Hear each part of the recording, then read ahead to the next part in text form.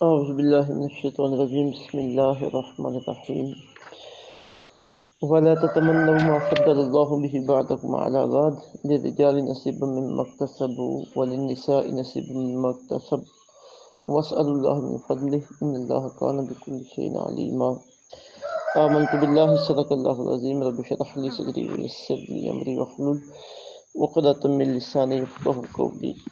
آج کا ہمارا درس قرآن شریف سورہ النساء کی آیت نمبر 32 اور 33 پر مشتمل ہے۔ اس میں اللہ رب العزت نے ہماری ہدایت کے لیے دو احکامات واضح فرمائے ہیں۔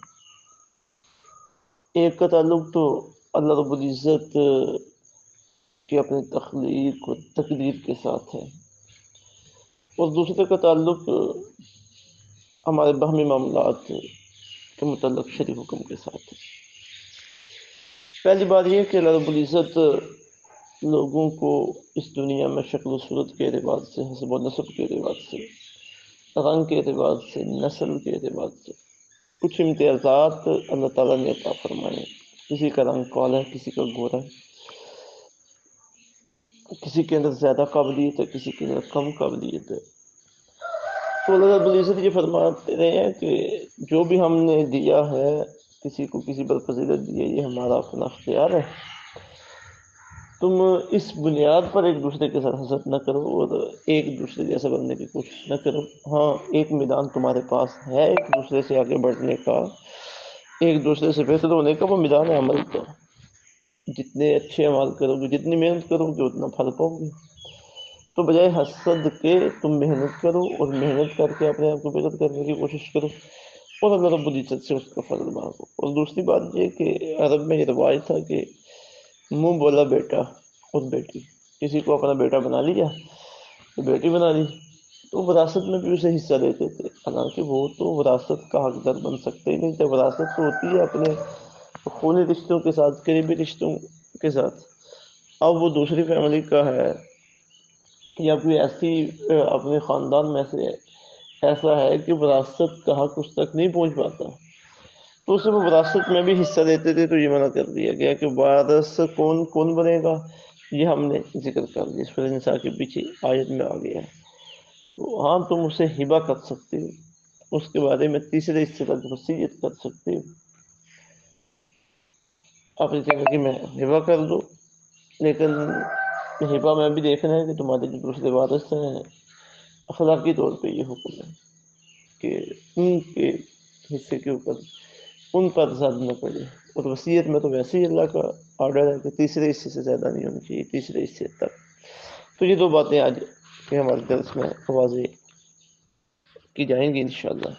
فرمایا وَلَا تَتَمَنَّوْا، اور نہ آرزو کرو تم اس چیز کی ما فضل اللہ بھی، بزرگی دی ہے اللہ نے جس سے بعضکم علی بعض، تمہارے بعض کو بعض پر۔ لِلرِّجَالِ نصیب، مردوں کے لیے حصہ ہے، مما اکتسبوا، اس سے جو انہیں کمایا، وَلِلنِّسَاءِ، اور عورتوں کے لیے نصیب حصہ ہے، مما اکتسبن، جو انہوں نے کمایا، وَاسْأَلُوا اللَّهَ، اور مانگتے رہو اللہ تعالیٰ سے من فضلہ، اس کے فضل و کرم کو۔ ان اللہ، بے شک اللہ تعالیٰ، کان بکل شیء علیما، ہر چیز کو خوب جاننے والا ہے۔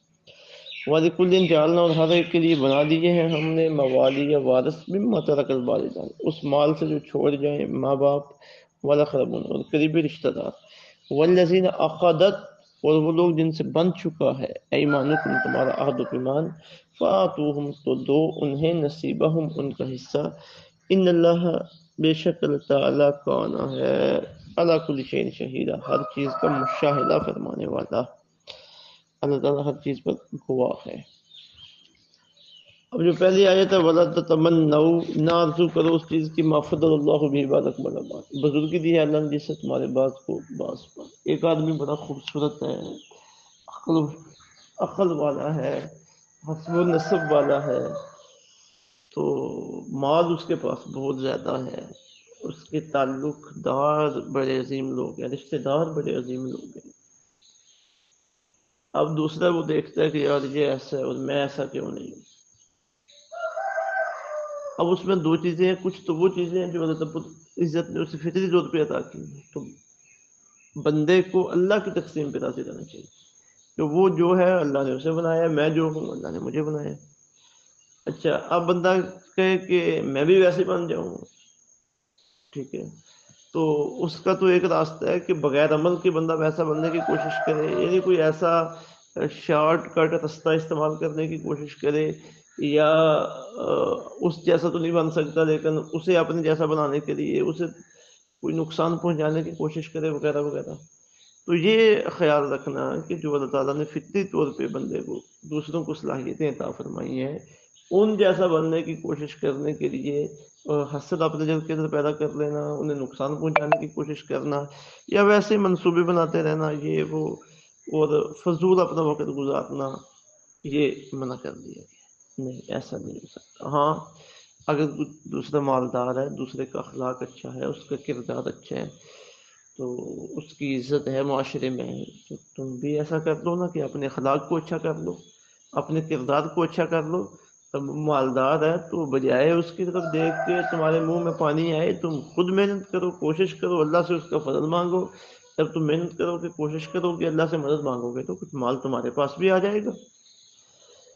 تو فرمایا کہ جو اللہ تعالیٰ نے فطری طور پہ صلاحیتیں لوگوں کو عطا فرمائی ہیں، ان میں تم وہ ادھر حسد نہ کرو، ان کی تمنا نہ کرو، بلکہ تم اپنے لیے الگ اپنے رب سے مانگو۔ لِلرِّجَالِ نَصِیبٌ، مردوں کے لیے حصہ ہے، مِمَّا اکْتَسَبُوا، اس سے جو انہوں نے کمایا، وَلِلنِّسَاءِ نَصِیبٌ، اور عورتوں کے لیے حصہ ہے، مِمَّا اکْتَسَبْنَ، جو انہوں نے کمایا۔ اب مردوں اور عورتوں کا الگ بھی ذکر کر دیا گیا۔ اب اس میں بطور خاص حسد کا جو جذبہ ہے وہ خواتین میں زیادہ ہوتا ہے، خواتین میں حسد کا جذبہ زیادہ ہے، تو اس لیے یہ بطور خاص الگ سے بھی ذکر کیا گیا۔ اور یہاں ایک اور بات بھی موجود ہے، بلکہ دو باتیں یہاں سے اس آیت کے اس حصے سے بطور خاص سامنے آ رہی ہیں۔ ایک بات یہ کہ خواتین مردوں جیسا بننے کی کوشش نہ کریں، مردوں کے اندر جو صلاحیتیں ہیں، مردوں کی جو باعث کی ذمہ داری ہیں، خواتین یہ بولیں کہ بھائی ہمیں ہمارے اندر یہ صلاحیت کیوں نہیں ہے، یا ہمیں اس دائرہ کار میں کام کرنے کیوں نہیں دیا جاتا، جیسا کہ آج ہمارے دور میں خواتین کے اندر یہ جذبہ پیدا ہوتا ہے نا کہ یہ غلط جذبہ ہے۔ خواتین کے اندر الگ صلاحیتیں، مردوں کے اندر الگ صلاحیتیں، دونوں نے اپنی اپنی صلاحیتوں کے مطابق کام کرنا ہے۔ مردوں کا کام کرنے کا دائرہ کار الگ ہے، خواتین کا کرنے کا دائرہ کار الگ ہے، اپنے اپنے دائرہ کار کے اندر کام کرنا ہے۔ یہ بھی خیال کرنا کہ مرد وہ کرتے ہیں تو ہم نے بھی یہی کرنا ہے، نہیں۔ ایک یہ بات، یہ مسئلہ اسے نکلتا ہے جو جس مقصد کے لیے اللہ نے اسے پیدا کیا ہے اسی پہ وہ راضی رہے۔ دوسری بات یہ نکل رہی ہے کہ اللہ رب العزت نے کرم نوازی فرمائی ہے خواتین کو ان کے مال وغیرہ کے متعلق مالکانہ حقوق عطا فرمایا ہے۔ ایک خاتون ہے، اس کے پاس وراثت سے اسے مال ملا ہے، کسی نے اسے ہبہ کیا ہے، یا اس نے محنت کر کے مشقت کر کے مال کمایا، وہ اسی کا ہے۔ للرجال نصیب مما اکتسبوا، مردوں کے لیے حصہ ہے اس سے جو انہوں نے کمایا، وللنساء نصیب مما اکتسبن، اور عورتوں کے لیے حصہ ہے جو انہوں نے کمایا۔ یہ دو مسئلے۔ اب پہلے مسئلے کی مزید تفہیم کرتے ہیں ایک حدیث شریف کے ذریعے کہ مردوں کو جو اللہ نے صلاحیتیں عطا فرمائی، جو ان کا دائرہ کار ہے وہ ان کے ساتھ خاص، عورتوں کی صلاحیتیں، عورتوں کا دائرہ کار ان کے ساتھ خاص۔ اس میں عورتیں مردوں کے اوپر حسد نہیں کر سکتی، اور نہ ہی اللہ تعالیٰ کی تقسیم کے اوپر وہ کوئی اعتراض کر سکتی ہیں۔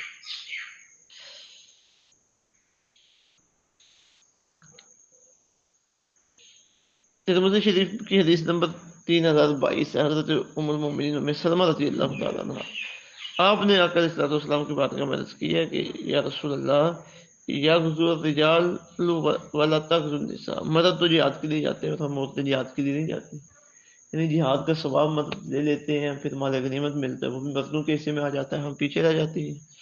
وَإِنَّمَا لَنَا نِصْفُ الْمِيرَاثِ، اور ہمارے لیے میراث بھی آدھی ہے۔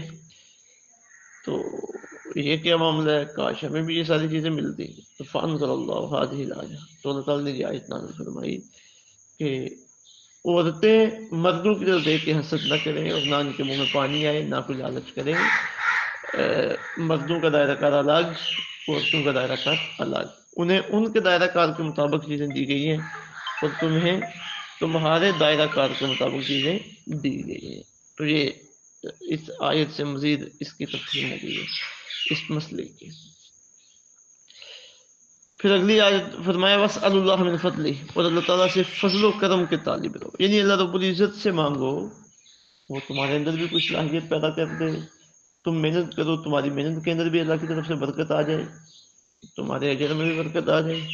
ان اللہ کان بکل شیء علیما، اللہ تعالیٰ ہر چیز کو جاننے والا. یعنی اس نے جو جس کو دیا ہے وہ بہتر جانتا ہے کہ میں نے کیوں دی ہے، کس کے لیے دیا ہے، اس سے میں کیا کام لینا چاہتا ہوں، وغیرہ وغیرہ. اللہ جاننے والا ہے. ایک حدیث شریف جو ترمذی شریف کی حدیث نمبر 3571 ہے، اللہ رب العزت سے مانگنے کے حوالے سے، فضل مانگنے کے حوالے سے آقا علیہ الصلوۃ والسلام ارشاد فرماتے ہیں. حضرت عبداللہ بن مسعود رضی اللہ تعالیٰ عنہ سے مروی ہے، فرمایا صلی اللہ من فضل، اللہ رب العزت سے اس کا فضل و کرم مانگو. فإن اللہ عز وجل يحب ان يسأل، اللہ تعالیٰ اس بات کو پسند کرتا ہے کہ اس سے مانگا جائے. وافضل العبادت انتظار الفرج، اور افضل عبادت فراخی اور خوشحالی کا انتظار ہے. پھر اگلی بات آیت وہ آ گئی ہے جس میں لے پالک گود میں لیے ہوئے بچوں کو اپنا وارث بنا دیا جائے. اب یہاں یہ بھی بات ضروری ہے کہ جو گود میں لیا ہوا بچہ ہے اس کے نام کے ساتھ اپنا نام نہیں لکھوایا جا سکتا.